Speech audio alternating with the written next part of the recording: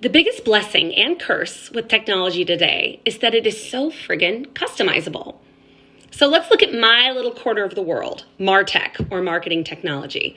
Not such a little corner, actually, with over 11,000 discrete applications. So let's focus on one area that's really common. Most businesses have it, which is CRM, or customer relationship management. This is software used by sales teams or really anyone touching the customer to, you guessed it, manage customer relationships. But what does that mean practically speaking? Well, it means that the software gives you a centralized repository for all of your customer contacts, accounts, and then it gives you workflows and features so that you can use that information to manage sales pipeline, forecast sales, grow relationships with your existing accounts, add new ones, generate leads. And a common example of this product that's basically synonymous with CRM as a category is Salesforce and their core product, Sales Cloud, which is highly customizable. You can customize the data model, user interface, business logic, reports and dashboards, integrations, and security and access permissions. You have an essentially unlimited number of options for how you set up your Salesforce instance. So let's take two companies that are direct competitors. So they're in the same industry, selling the same types of products and services, despite what they may tell you about how they're different, and they're calling on the exact same type of customers. Now, let's say they both use Salesforce Sales Cloud for their CRM. Now, if you log into Salesforce at company A, and then in another tab, you log into Salesforce at company B, you will have completely different experiences. Why? Because company A and company B have completely different people and processes. And the moment that you start implementing technology, it's going to transform to suit your organization. Now, this is so powerful when it's done right. And it's kind of inspiring to think about the fact that as many thousands of implementations of Salesforce as there is no one that looks the same. Every single one is unique. But this is also daunting because it's what causes so many of the problems is this level of customization. Because you don't just buy CRM technology and have a CRM capability. The out-of-the-box CRM isn't a capability, it's a license you bought. And even the implementation partner, that's not a capability either.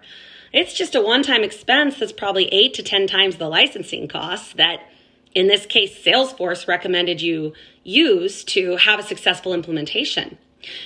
But when that implementation project kicks off, they're going to have a laundry list of questions for your business users about how you want to set things up.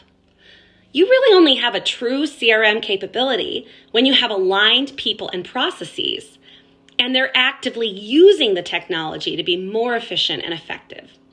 So when implementing software, you always have to remember your work isn't done once you select the tool. In fact, in many ways, the work is just beginning.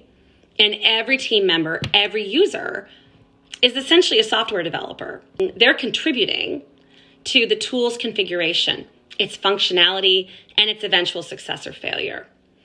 So the solution is to identify the right people in your organization with the skill set to lead this work. And these are people who can bridge business processes and business users with technical requirements. You need to have training and a roadmap to ensure the platform evolves with your business. And these kinds of people with this type of skill set are not easy to find. So if you take the example of Salesforce, your primary business users are salespeople. Almost never are those people who are really great at selling, great at defining their processes, let alone defining technical setup requirements. So while developers build great products that promise to make our jobs better, faster, smarter, we have to keep in mind that the product is just the starting point. That software only realizes its promise if people actually use it. And that's only going to happen if that next wave of software development occurs in your organization after you've bought it and once you're implementing it based on what your business users need. And if that platform continues to evolve as your business evolves, that's how you realize the value of a technology investment. Don't waste money on unused technology. You got to make the right trade by having the right expertise in place. And if you don't have that expertise in place, you're not alone. And I may be able to help you. I've been in-house leading implementations of marketing technology, and I've been able to realize 92% adoption rates and higher with the latest, greatest marketing tech. But when I was in-house, I could only spend 20-30% of my job on that because I was busy leading a digital marketing team, trying to drive e-commerce sales, manage my team, grow the business, hit all my targets. And so I didn't get to focus 100% of my time on technology implementations and optimizing the tech stack. But now that's what I do for a living.